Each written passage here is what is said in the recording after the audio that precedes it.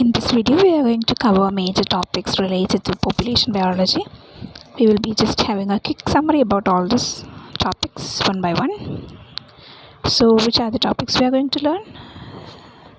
Yes, topics related to population ecology, like characteristics of a population, methods of estimating population density of animals, ranging patterns through direct, indirect, and remote observations, sampling methods in the study of behavior, habitat characterization, ground and remote sensing methods, population growth curves, life tables, survivorship curves, population regulation, life history strategies, R&K selection, genes and dispersal, endemic extinctions, age structure of populations, along with a major topic, that is the growth and regulation of human population. That is something which we should learn and something which is related to our day-to-day life, as the population of world, human population, is increasing day by day. So that is something which we can relate with our day-to-day life. It's a sort of applied ecology portion. So let's start with the population. A population is a group of organisms of the same species that occupy the same geographical area and are capable of interbreeding. Understanding the characteristics of a population is important for studying population dynamics, assessing the health of ecosystems, and managing wildlife populations. In this essay, we will be discussing about the characteristics of a population in detail, provide multiple examples and importance. So population size is the number of, first point, we are categorizing and characterizing the population. So first, character size. Population size is the number of individuals of a population. The size of a population can vary greatly depending on the species and the habitat they occupy. For example, the population size of a common species such as the American robin may be in the millions, while the population size of rare species such as black-footed ferret may be in thousands. So next point is population size is important for understanding the potential impact of the population on the ecosystem, as well as for management purposes such as setting hunting or fishing quotas. Next, density. Population density is the number of individuals per unit area or volume. It is an important characteristic for understanding how organisms are distributed within an ecosystem. For example, a dense population of trees in a forest may have a different impact on the ecosystem than a sparsely populated one. Population density can also influence how organisms interact with one another, such as competition for resources or predation. Next point is distribution. Population distribution refers to how individuals are spread out within a particular area. Some populations may be evenly distributed, while others may be clumped together in specific areas. These characteristics can be influenced by factors such as habitat availability, resource distribution, and social behavior. For example, prairie dogs are known for living in large, densely populated colonies, while mountain lions have a low dispersed distribution. Population distribution important for understanding how organisms interact with their environment and with other individuals within a population. Next point is age structure. Age structure refers to the proportion of individuals in a population at different age groups. Let's once again read this. Population size is important, and population size is the number of individuals in a population. The size of a population can vary greatly depending on the species and the habitat they occupy. For example, the population size of a common species such as the American robin may be in the millions, while the population density of a rare species such as the black-footed ferret may be in thousands. Population size is important for understanding the potential impact of the population on the ecosystem, as well as for management purposes such as setting hunting or fishing quotas. Next, density. Population density is the number of individuals per unit area or volume. It is an important characteristic for understanding how organisms are distributed within an ecosystem. For example, a dense population of trees in a forest may have a different impact on the ecosystem than a sparsely populated one. Next, population density can also influence how organisms interact with one another, such as competition or for resources or predation. Next, distribution. Population distribution refers to how individuals are spread out within a particular area. Some populations may be evenly distributed, while others may be clumped together in specific areas. This characteristic can be influenced by factors such as habitat availability, resource distribution, and social behavior. For example, prairie dogs are known for living in large, densely populated colonies, while mountain lions have a more dispersed distribution. Population distribution is important for understanding how organisms interact with their environment and with other individuals within the population. Next is the age structure. Age structure refers to the proportion of individuals in a population at different age groups. This characteristic is important for understanding population growth and survival rates. For example, a population with a high proportion of young individuals may have a higher growth rate than one with mostly older individuals. Age structure can also be used to predict future population growth and to identify potential threats to the population such as disease or habitat loss. Next, genetic variation. Genetic variation refers to the difference in DNA sequences between individuals within a population. This characteristic is important for the survival and adaptation of a population. A population with high genetic variation is more likely to be able to adapt to changing environmental conditions or to resist diseases. For example, a population of cheetahs with low genetic variation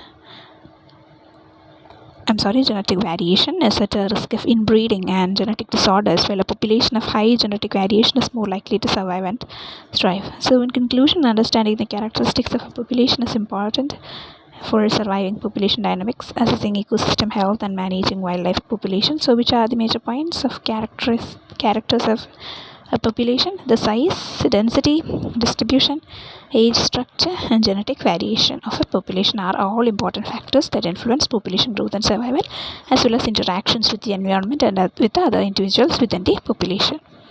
So next we are going to learn about the methods of estimating population density of animals, ranging patterns to direct, indirect, and remote observations. So there are several methods of estimating population density of animals, ranging from direct observation to indirect and remote observations. So first major point is the direct observation. Direct observation involves visually counting the number of individuals within a defined area. This method is commonly used for studying relatively large and conspicuous animals such as elephants, giraffes, and primates. For example, in a direct observation study of African elephants, researchers may observe the elephants in a particular area and count the number of individuals. This information can then be used to estimate the population density of elephants in that area. Next is the indirect observation method. Indirect observation involves inferring the presence of animals to the observation of their signs such as tracks, feces, or nests. This method is commonly used for understanding elusive or nocturnal animals such as tigers, leopards, and owls. We just can't directly observe them, so we will just use their tracking signs like tracks, feces, or nests. This is used in the case of tigers, leopards, and owls because they are nocturnal and are elusive. For example, in a study of Bengal tigers, researchers may look for tracks or feces of tigers in a particular area. By estimating the frequency of these signs, they can then calculate the population density of tigers in that area. Then remote observations. Remote observations involve using technology such as cameras, drones, or satellites to observe and count animals from a distance. This method is commonly used for studying animals in remote or inaccessible areas, as well as for studying animals that are sensitive to human presence, such as birds. For example, in a remote observation study of penguins, researchers may use satellite imagery to observe and count the number of penguin colonies in a particular area. This information can then be used to estimate the population density of penguins in that area. Then we are going to learn the next major topic, that is ranging patterns. Ranging patterns refers to the spatial distribution of animals within their habitat. The study of ranging patterns can provide valuable information about population density and population structure. For example, in a study of gorillas, researchers may use direct observation to track the movements of individual gorillas within their habitat. By mapping the ranging patterns of individual gorillas, researchers can then estimate the population density of gorillas in that area. In conclusion, there are several methods to estimate the population density of animals, ranging from direct observation to indirect and remote observations. Each method has its advantages and disadvantages, and the choice of method depends on the species being studied, the habitat, and the research question. Which was the last one? Ranging patterns. Ranging patterns refers to the spatial distribution of animals within the habitat. The study of ranging patterns can provide valuable information about population density and population structure. Like the study of gorillas, researchers may use direct observation to track the movements of individual gorillas within their habitat. By mapping and ranging the patterns of individual gorillas, researchers can then estimate the population density of gorillas in that area. So its advantages and disadvantages have been discussed, and the choice of method depends on the species being studied, the habitat, and the research question. The study of ranging patterns can also provide valuable information about population density and population structure. Next major topic is sampling methods in the study of behavior in detail with multiple examples and importance. So first, sampling methods are used in the study of animal behavior to collect data on the behavior of individuals or groups of animals. There are several methods of sampling that are commonly used in behavioral studies, including focal animal sampling, scan sampling, and instantaneous sampling. So first topic is the focal animal sampling. Focal animal sampling involves observing a single individual for a predetermined amount of time and recording all of its behaviors. This method is useful for studying the behavior of an individual animal and for collecting detailed data on a particular behavior or set of behaviors. For example, in a study of chimpanzee behavior, researchers may use focal animal sampling to observe a single chimpanzee and record all of its behaviors for a specialized period of time. This information can then be used to analyze the frequency and duration of different behaviors. We will be just focusing on a particular animal which is living in a population, but we will be observing that animal in particular. So that's called focal animal sampling. For example, in a study of chimpanzee, we are just concentrating on the behaviors of that single chimpanzee. Next is the scan sampling. Scan sampling involves observing a group of animals at predetermined intervals and recording the behaviors of all individuals within the group. This method is useful for understanding the behavior of social animals and for collecting data on the interactions between individuals within a group. For example, in a study of meerkat behavior, researchers may use scan sampling to observe a group of meerkats and record the behaviors of all individuals within the group at 10-minute intervals. This information can then be used to analyze the social dynamics and communication patterns within the group. Next, instantaneous sampling. There is next method called instantaneous sampling. Instantaneous sampling involves observing a group of animals at predetermined intervals and recording the behaviors of a single individual at each interval. This method is useful for studying the behavior of large groups of animals and for collecting data on the prevalence of particular behaviors within a group. For example, in a study of bird behavior, researchers may use instantaneous sampling to observe a flock of birds and record the behaviors of a single bird at 1-minute intervals. This information can then be used to analyze the frequency and prevalence of different behaviors within the flock. The choice of sampling method depends on the research question and the behavior being studied. Each method has its advantages and disadvantages, and researchers may use a combination of methods to collect a comprehensive data set. Sampling methods are important in the study of animal behavior because they allow researchers to collect data in a dynamic, systematic, and objective manner, which can then be used to study hypotheses and make inferences about the behavior of individuals and groups of animals. Next is the habitat characterization. Habitat characterization is a process of describing and defining the physical, biological, and environmental features of a particular habitat. This process is important because it provides a better understanding of the habitat and its ecological significance. Habitat characterization can be done for any type of ecosystem, including terrestrial, aquatic, or marine habitats. So first topic is the forest habitat characterization. Forest habitat characterization involves describing the physical features of the forest, including the type of trees, the density of the forest, and the presence of water sources. It also involves identifying the species of animals and plants that live in the forest and their ecological roles. This information is important for conservation efforts as it can help identify areas of high biodiversity and prioritize conservation efforts. Next, wetland habitat characterization. Wetland habitat characterization involves describing the physical features of wetlands, including the type of soil, the presence of water, the vegetation present. It also involves identifying the species of animals and plants that live in wetlands and their ecological roles. This ecological information is important for wetland restoration efforts, and it can help identify areas that are in need of restoration and prioritize restoration efforts. Marine habitat characterization. Marine habitat characterization involves describing the physical features of marine habitats or ecosystems, including the depth of the water, the type of the substrate, and the presence of currents. It also involves identifying the species of animals and plants that live in the marine ecosystem and their ecological roles. This information is important for conservation efforts as it can help identify areas of high biodiversity and conservation and prioritize conservation efforts.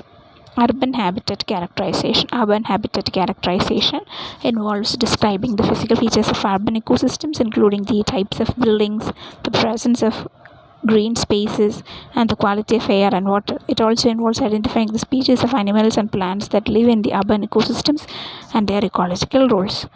This information is important for urban planning efforts as it can help identify areas in need for green spaces and prioritize the creation of green spaces. In conclusion, habitat characterization is an important process that helps us better understand the physical, biological, and environmental features of different ecosystems. It provides valuable information for conservation and restorational efforts, as well as for urban planning and development. Ground and remote sensing methods in detail with multiple examples and importance. Next topic is ground and remote sensings. Ground and remote sensing methods are two commonly used approaches in environmental monitoring and management. Ground sensing methods involve collecting data on environmental parameters from the surface or near surface of the earth, while remote sensing methods involve collecting data from a distance, typically using satellites or airborne sensors. Here are some examples of the approach and their importance. Ground sensing methods. Soil sampling. Soil sampling involves collecting soil samples from various locations to measure physical, chemical, and biological properties. This information is important for soil management, such as identifying nutrient deficiencies and potential contamination. Next, water quality monitoring. Water quality monitoring involves collecting water samples from rivers, lakes, or oceans to measure chemical and biological parameters. This information is important for ensuring that water is safe from human consumption and for the protection of aquatic ecosystems. Next, weather station monitoring. Weather station monitoring involves collecting data on weather parameters such as temperature, precipitation, and wind speed. This information is important for predicting weather patterns and for managing agricultural and forestry operations. Next is the remote sensing methods. So before moving on to that, what were the major points associated with the ground sensing? Ground sensing, soil sampling, water quality monitoring, weather station monitoring, and yeah, that's it.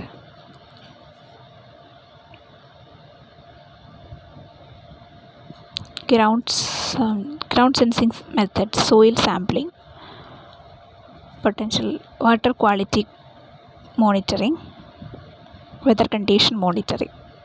Okay, so next, remote sensing methods. Satellite imagery. Satellite imagery involves collecting data from satellite sensors to produce images of the Earth's surface. This information can be used to monitor land use, vegetation health, and the natural disasters such as wildfires and floods. First one was satellite imagery. Satellite imagery involves collecting data from satellite sensors to produce images of the Earth's surface. This information can be used to monitor land use, vegetation health, and natural disasters such as wildfires and floods. Next, LIDAR, light detection and ranging. Radar, we know that radar is very common. And along with radar, there is another system called LIDAR. LIDAR means light detection and ranging. Light detection and ranging involves emitting laser pulses from an aircraft drone to measure the elevation and structure of the Earth's surface. This information is important for mapping features and monitoring forest biomass. Radar. Radar involves emitting radio waves from an aircraft or satellite to measure the Earth's surface features. This information is important for monitoring ocean currents, ice cover, and changes in land surface due to earthquakes or volcanic eruptions. The importance of both ground and remote sensing methods lies in their ability to provide large-scale, accurate, and timely data on environmental parameters. This data is critical for environmental monitoring and management, such as identifying areas of environmental concern, tracking changes over time, and evaluating the effectiveness of management strategies. By combining ground and remote sensing methods, we can give a more comprehensive understanding of the Earth's environment systems and make more informed decisions about the management. Ground and remote sensing methods are used to collect data on various environmental parameters, including land use, vegetation health, water quality, weather, and topography. Here are some examples of the equipment used, procedures, applications, and importance of each. Soil sampling. Soil sampling requires equipment such as a soil probe, shovel. The procedure involves collecting soil samples at regular intervals and analyzing them for physical, chemical, and biological properties. Applications include assessing soil quality for crop improvement, identifying soil contamination, and monitoring soil erosion. Soil sample is important for sustainable land management practices. Next, water quality monitoring. Water quality monitoring requires equipment such as a water sampler, water quality meter, and laboratory equipment for analysis. The procedure involves collecting water samples from various locations and analyzing them for chemical and biological parameters. Applications include assessing the health of aquatic ecosystems, identifying sources of contamination, and monitoring water quality for human consumption. Water quality monitoring is important for protecting human health and maintaining healthy ecosystems, aquatic ecosystems.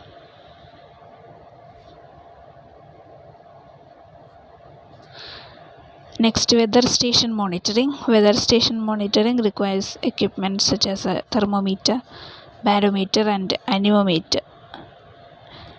And the procedure involves collecting data in weather parameters and regular intervals. Applications include predicting weather patterns, managing agricultural and forestry operations, and assessing the potential for natural disasters such as wildfire and hurricanes. Weather situations become monitoring important for ensuring the safety and productivity of human populations and diversity and ecosystems. Remote sensing method.